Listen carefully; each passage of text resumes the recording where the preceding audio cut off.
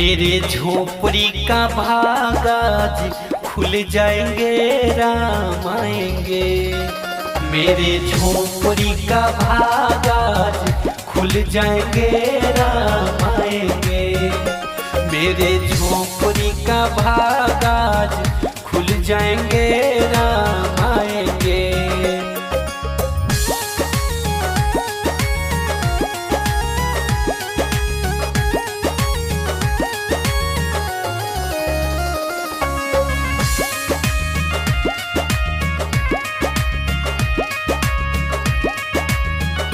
राम आएंगे आएंगे राम आएंगे।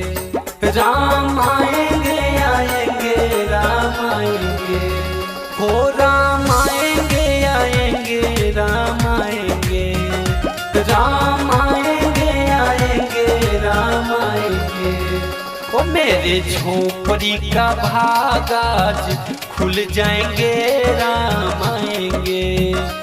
मेरे झोपड़ी का भागाज खुल जाएंगे राम आएंगे।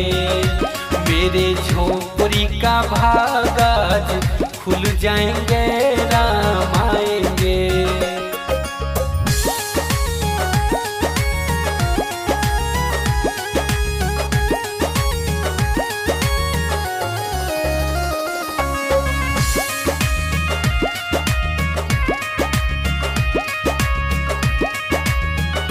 राम आएंगे तो अंगना सजाएंगे। राम आएंगे तो अंगना सजाएंगे। हो दीप जला के दीपावली मनाएंगे। हो दीप जला के दीपावली मनाएंगे।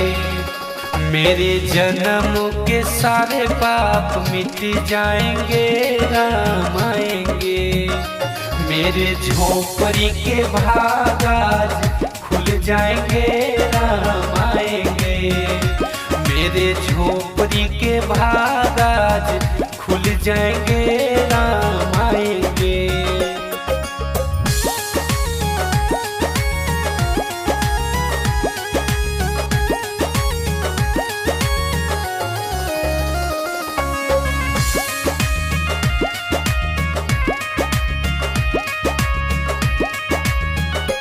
राम झूलेंगे तो पालना झूलाएंगे।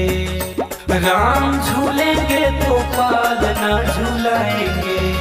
हो मीठे मीठे भजन उनको सुनाएंगे। हो मीठे मीठे भजन उनको सुनाएंगे। मेरे जिंदगी के सारे दुख मिट जाएंगे राम आएंगे। मेरे झोपड़ी के भागाज खुल जाएंगे राम आएंगे। मेरे झोपड़ी के भागाज खुल जाएंगे राम आएंगे।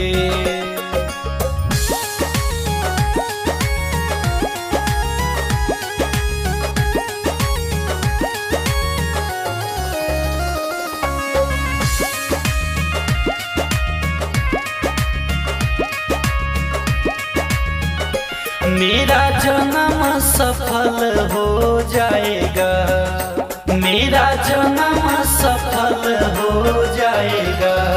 हो तन झूमेगा और मन गीत गाएगा। हो तन झूमेगा और मन गीत गाएगा। राम अंकुश के किस्मत चमकाएंगे राम आएंगे। मेरे झोपड़ी के भागाज खुल जाएंगे राम आएंगे। मेरे झोपड़ी के भागाज खुल जाएंगे राम आएंगे। मां मनोकामना रिकॉर्डिंग स्टूडियो बकरी बाजार मोबाइल नंबर 8825156667।